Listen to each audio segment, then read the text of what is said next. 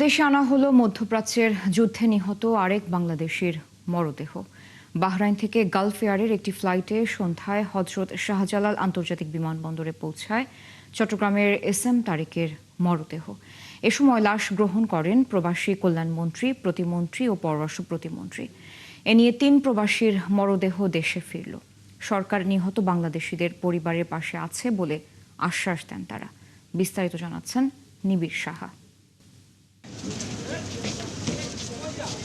দীর্ঘ ২৭ বছরের প্রবাস জীবন শেষে দেশে ফিরল এস এম তারেক আলীর নিথর দেহ।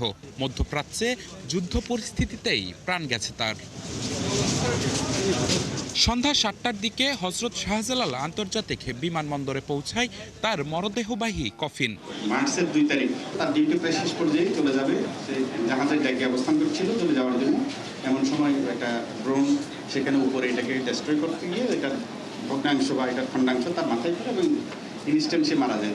দিন যতই যাচ্ছে মধ্যপ্রাচ্যে যুদ্ধে মৃত্যুর মিছিল দীর্ঘ হচ্ছে। প্রাণ যাচ্ছে প্রবাসী বাংলাদেশিদেরও।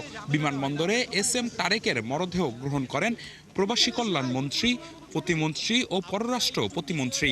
জানান, প্রবাসী বাংলাদেশিদের পাশে আছে সরকার। প্রত্যেকটি পরিবারের সাথে আমাদের মন্ত্রণালয়, লোকাল এমপি তারা যোগাযোগ করেছে এবং মাননীয় প্রধানমন্ত্রীর পক্ষ থেকে তাদের পরিবারের প্রতি সমবেদনা এবং সহযোগিতা। আপনারা জানেন যে আমাদের মন্ত্রণালয়ের নিয়ম অনুযায়ী তাদেরকে আমাদের পক্ষ থেকে জাস্ট প্রিলিমিনারি তাদের এই দাফন কাফন করার জন্য আমরা লাশ পরিবহন এবং দাফন করার জন্য ৩৫,০০০ টাকা আর আমাদের বিশেষ অনুদান এই মাত্র ৫০,০০০ টাকা দেওয়া হয়েছে এবং তাদের আরও ৩ লক্ষ টাকা এবং তাদের যে আপনার ইন্স্যুরেন্স বাবদ ১০ লক্ষ টাকা আমরা পরবর্তী পর্যায়ে আমরা ইনশাআল্লাহ।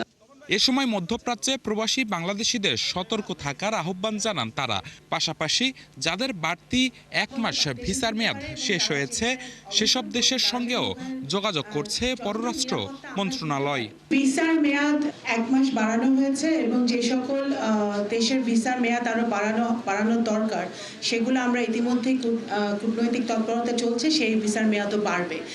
মধ্যপ্রাচ্যে চলমান সংঘাতে এখন পর্যন্ত ৬ বাংলাদেশি নিহত হয়েছেন। এর মধ্যে ৩ জনের মরদেহ দেশে এনেছে সরকার। আমাদের দূতাবাসগুলো সম্পূর্ণরূপে চেষ্টা করছে তাদেরকে। নিবিড় সাহা, ৭১, ঢাকা।